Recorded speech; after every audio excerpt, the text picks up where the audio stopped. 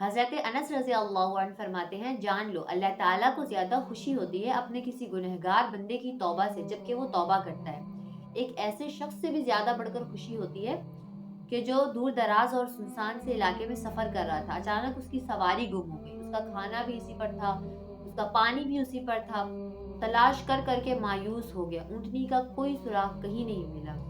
پھر آخر کار تھک ہار کے ایک درخت کے نیچے سائے میں لیٹ گیا اور موت کا انتظار کرنے لگا۔ اچانک اس کی آنکھ لگ گئی اور جب اٹھ کر دیکھا تو وہ اونٹنی وہی کھڑی تھی، تو اس نے فوراً جا کر اس کی رسی پکڑ لی۔ تو اس بندے کی خوشی کا آپ اندازہ لگائیں کہ جو موت کے انتظار میں پڑا تھا، اچانک اللہ تعالیٰ نے اس کو وہ اونٹنی واپس دلا دی۔ تو اللہ تعالیٰ کو اس بندے کی خوشی سے بھی زیادہ خوشی ہوتی ہے جب کوئی گنہگار بندہ توبہ کرتا ہے۔ حضرت مرتضیٰ رضی اللہ عنہ نے فرمایا ہے کہ جھوٹوں والی توبہ نہ کرو۔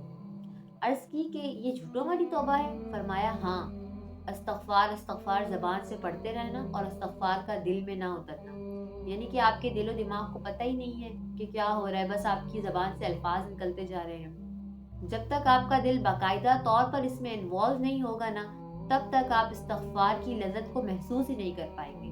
اور ایسا صرف تبھی ہو سکتا ہے جب آپ ایموشنلی اللہ تعالیٰ کے ساتھ اٹیچ ہوں گے، آپ اپنے دل کو کھول کر اللہ تعالیٰ کے سامنے رکھ دیں گے، اپنے دکھ درد بیان کریں گے، اپنے گناہوں کا اعتراف کریں گے، اپنے گناہوں پر شرمندہ ہوں گے، ندامت کے آنسو بہائیں گے، سجدہ ریز ہوں گے اور گڑ گڑا گڑ گڑا کر اللہ تعالیٰ سے دعائیں مانگیں گے، معافی مانگیں گے اور عہد کریں کہ اب یہ گناہ مجھ سے دوبارہ نہیں ہوگا۔ اور اگر خدا نہ خواستہ وہ گناہ دوبارہ ہو بھی جاتا ہے تو یہ سوچنے کی بالکل بھی ضرورت نہیں ہے کہ میں تو بار بار گناہ کر دیتا ہوں، میں تو اپنے عہد پر قائم ہی نہیں رہ سکتا، میں تو مستقل مزاج ہی نہیں ہوں۔ یہ سب شیطان کے بہکانے کے طریقے ہوتے ہیں تاکہ آپ اللہ تعالیٰ سے دور رہیں اور توبہ کرنے سے رک جائیں۔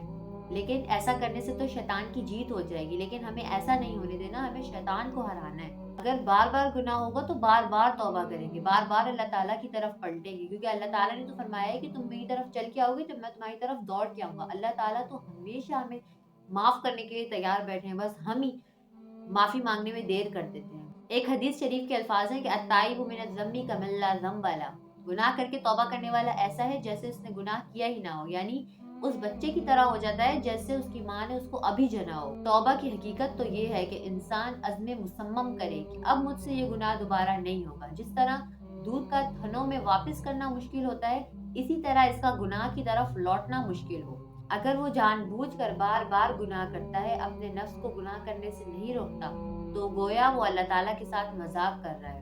کیونکہ جب آپ نے ایک بار سچے دل سے توبہ کر لی نا، تو مطلب آپ نے اللہ تعالیٰ کے ساتھ کمٹمنٹ کر لی کہ اب میں یہ گناہ دوبارہ نہیں کروں گا۔ لیکن اگر آپ بار بار اس عہد کو توڑیں گے تو یہ آپ اپنے ساتھ خود کے ساتھ زیادتی کریں گے، کیونکہ حضرت علی مرتضیٰ نے کیا فرمایا ہے کہ جھوٹوں والی توبہ نہ کرو، توبہ ہمیشہ سچوں والی کرو۔ ہم سب کے لیے یہ لازم ہے کہ ہم بار بار اللہ تعالیٰ کی طرف پلٹتے رہیں اور بار بار اللہ تعالیٰ سے توبہ کرتے رہیں۔ اللہ تعالیٰ کی بارگاہ میں توبہ کرنا ایک ایسا نور ہے جو نافرمانی کے انتہائی سیاہ اندھیروں کے درمیان چمک رہا ہے۔